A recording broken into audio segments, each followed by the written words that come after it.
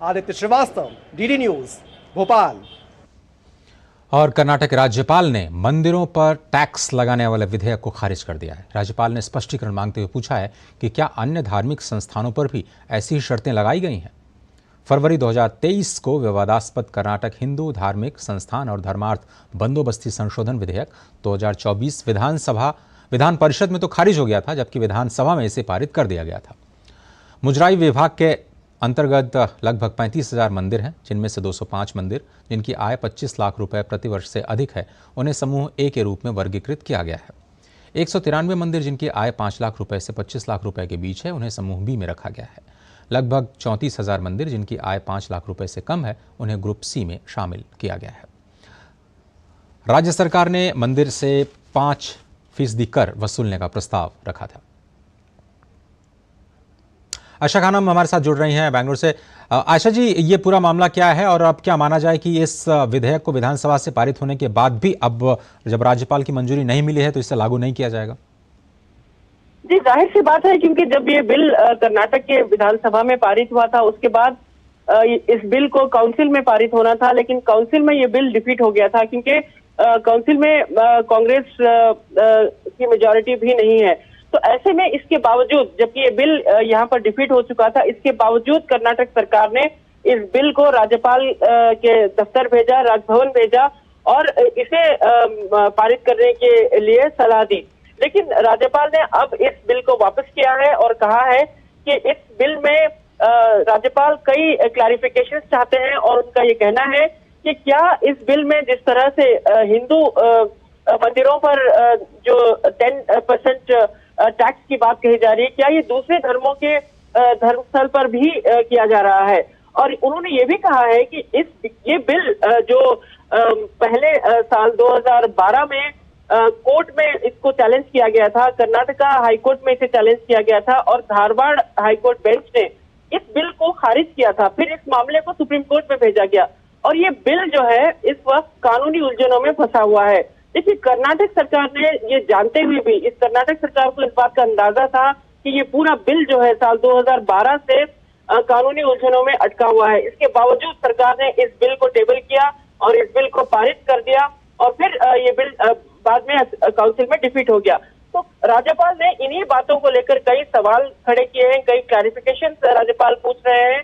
और इस बिल में एक और आपत्तिजनक बात ये थी, जो बीजेपी ने इसका विरोध किया और बीजेपी ने लगातार इसका मुद्दा बनाया सदन में, कि इस बिल के तहत जो मंदिर है, हिंदू धर्मस्थल है, उन मंदिरों की मैनेजिंग कमेटी में कोई भी गैर हिंदू को सदस्य बनाया जा सकता था।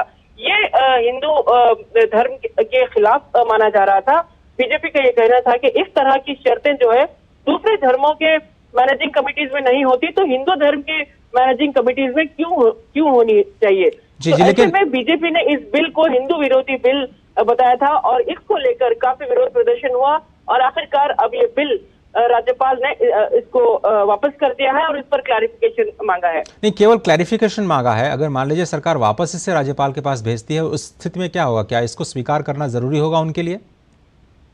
देखिए, इसमें कर्नाटक सरकार को साफ साफ बताना होगा कि आखिरकार कर्नाटक सरकार हिंदू मंदिरों पर ही क्यों ये 10% टैक्स की वसूली कर रही है। कर्नाटक सरकार को ये बताना होगा कि क्या यही कंडीशंस कर्नाटक में मस्जिदों पर या चर्चेस पर या दूसरे धर्म स्थानों पर होती है। तो ये साफ साफ शब्दों में राज्यपाल ने पूछा है कि इस तरह की जो आप 10% रिटर्न मांग रहे हैं, क्या ये दूसरे धर्मों के धर्म स्थलों पर भी है। तो जाहिर सी बात है, ऐसा नहीं है। कर्नाटक सरकार ना मंदिरों पर, ना मस्जिदों पर, ना ही चर्चों पर इस तरह का कोई कर वसूलती है। और बीजेपी यही कह रही थी कि कर्नाटक सरकार तो अपनी तरफ से वक्फ बोर्ड को बजट में 100 करोड़ रुपए दिए थे और दूसरी तरफ चर्चों की बेहतरी के लिए अपनी तरफ से पैसे दान करती है। और दूसरी तरफ क्यों हिंदू मंदिरों को लेकर सरकार हिंदू मंदिरों से पैसे वापस वसूलना चाहती है। आशा जी, ये डिस्क्रिमिनेशन की बात है। आशा जी, ये मामला बीजेपी वर्सेस कांग्रेस नहीं है, हम ये समझना चाहते हैं। चलिए, बजट में आपने बात की तो क्रिश्चियंस को दिए गए, हिंदू जो धर्म स्थान है उनके लिए भी 100 करोड़ की व्यवस्था की गई है, मुस्लिम जो वक्फ बोर्ड आपने बताया उसके लिए भी व्यवस्था की गई है। सरकार का क्या कहना है? सरकार की दलील क्या है? ये कॉमन पूल फंड क्या होता है और किस दलील के आधार पर उन्होंने कहा कि 5% और या फिर एक सीमा से अधिक 10% आपको इस देना पड़ेगा? कॉमन पूल फंड का इस्तेमाल कैसे किया जाएगा? सरकार क्या कह रही है? जी देखिए, सरकार अपने डिफेंस में, जब ये बिल पर विरोध हो रहा था सदन में, अपने डिफेंस में सरकार की तरफ से कर्नाटक के मंत्री रामलिंगा रेड्डी ने बार बार ये कहा था कि ये जो कॉमन पूल है उसके जरिए जो पैसा इकट्ठा होगा ये मंदिरों की बेहतरी के लिए, मंदिरों में काम करने वाले पुजारी, मंदिरों में काम करने वाले अन्य कर्मचारियों के परिवारों के लिए इस्तेमाल होगा और उनके बच्चों के शिक्षा के लिए इस्तेमाल होगा। हालांकि ये बात जो है सरकार अपने डिफेंस में ये एक्सप्लेनेशन देती रही, लेकिन बिल में इस बात को लेकर कोई खुलासा नहीं है। बिल में इस बात को लेकर ऐसा कोई एक्सप्लेनेशन नहीं है कि ये कॉमन पूल फंड इस तरह से इस्तेमाल होगा। तो यही बात, इस बात को लेकर ही शक होता है और यही बात को लेकर बीजेपी अड़ गई थी और बीजेपी विरोध करती रही कि आखिरकार ये कॉमन पूल फंड का पैसा किस तरह से इस्तेमाल होगा। अगर आप ओरली कह रहे हैं लेकिन बिल में इस बात को इंक्लूड नहीं कर रहे हैं तो जाहिर सी बात है कि इस बिल में ये तमाम चीजें इंक्लूड की जाए तो हो सकता है तभी राज्यपाल इस पर गौर करेंगे और तभी राज्यपाल इस बिल को स्वीकार करेंगे।